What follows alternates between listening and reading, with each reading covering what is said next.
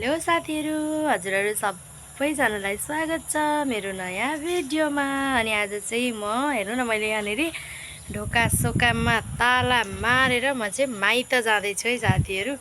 मलाई चाहिँ माइतमा आज खाना खान बोलाउनु भएको छ नि त, बिहानको खाना। अनि मेरो माइत चाहिँ 2 पाइलामै छ, त्यही भएर चाहिँ म टक्कसँगले यहाँ खाना बनाइदिएँ मेरो बुढोलाई। त्यसपछि उहाँ चाहिँ जानुभयो ड्युटीमा, अनि मैले पनि चटपटेको सामानहरू रेडी गरेँ। त्यसपछि चाहिँ म लाग्दैछु अब चाहिँ माइततिर।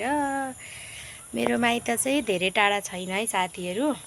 ढोका सुक्खा बन्द गरेर सट्टसँगले हिँडिसकेँ। यहाँ हेर्नु न, चाहिँ अलिकति त छ, धेरै टाढा छैन नि त। अनि म यहाँ आइपुग्न लागेँ है त माइतमा। अब पुगेर देखाउँछु।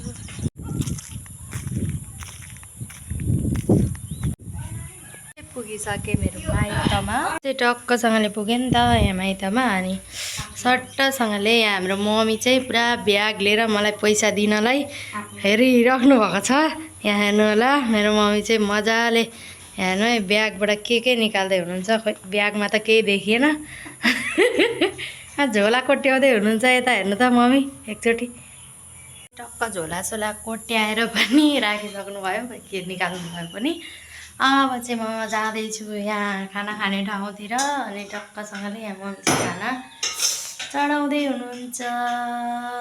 अनि त्यस पछाडि हेर्नु त, है खाना चढाउँदै हुनुहुन्छ। म चाहिँ टक्कसँगले यहाँ उभिएको छु। अनि अब चाहिँ म खाना खानभन्दा अगाडि चाहिँ खलक्क जिउ पखाल्छु नि त। अनि टक्क मैले कपडा पनि लिएर आएको छु, खलक्क जिउ पखाल्छु। त्यसपछि चाहिँ म टक्क खाना खान्छु। खलक्क नुहाइ धुवाइ गरिसकेँ नि त। अनि अब चाहिँ म खाना खान्छु टक्कसँगले गएर। त्यही खाना पनि यहाँनिर रेडी भयो, हेर्नु है त के छ आज भनेर। यहाँ छ खाना, अनि त्यसपछि यहाँ छ बोडी र आलुको सब्जी। टक्कसँगले यहाँ छ मुङको दाल, अनि यहाँ छ मोही। यहाँ चाहिँ छ हाम्रो आँपको अचार। आँपको अचार चाहिँ म टक्कसँगले यहाँ खाना खान्छु नि त। खाना मलाई चाहिँ नि भित्र बसेर त गुम्सोमा खाना खान मन लाग्दैन, त्यही भएर म चाहिँ यहाँ बाहिर छु, ढोकाको छेउमा बसेर मजाले खाँदैछु आनन्दले। त्यही मम्मीहरूकोमा खानासाना खाइवरी म चाहिँ पसल पनि आइसकेँ। हाम्रो मान्छे चाहिँ पुरा हाई गर्दै हुनुहुन्छ। अनि म चाहिँ पसल पनि आइसकेँ। अघि बनाउनु पर्यो, घरमा पनि अलिकति क्लिप भनेको थिएँ, तर घरमा चाहिँ आज सर्प आएर घरमा चाहिँ केही पनि गर्न पाइनँ मैले, एकदम डरले साथीहरू। चाहिँ मेरो पसल यत्तिकै छ। हाम्रो चोकतिर आज पनि सुनसान छ, यहाँ पनि कोही छैन।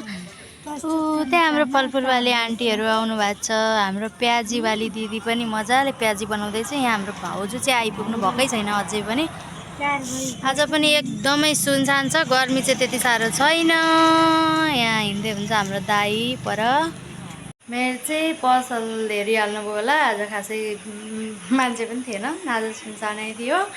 अनि त्यसपछि म चाहिँ अहिले घर पनि आइपुगेको छु। घर आएर खानासाना पनि बनाएर खाइवरी अब सुत्नु पनि लागेको।